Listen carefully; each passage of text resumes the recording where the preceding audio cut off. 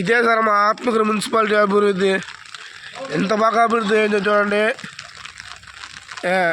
ఇది చూడండి, నీళ్ళు వాగులు వంకలు చెరువుల కంటే ఘోరంగా ఉంది. మా ఇంట్లో చూడండి నీళ్ళు ఎక్కడికి వచ్చేసినాయో. మా ఇంట్లో నీళ్ళు మునిగిపోయినాయి, ఇంట్లో కూడా నీళ్ళు వచ్చేసినాయి. మా బైకులో నీళ్ళు ఫుల్ అయిపోయినాయి. బైకులు కూడా ఇంకొక 10 నిమిషాలు వర్షం పడితే మా బైకులు కూడా మునిగిపోతాయి. ఎన్ని సంవత్సరాల నుంచి మున్సిపాలిటీ అయినా కానీ మా కాలనీని పరుచుకునే నాదులే లేదు.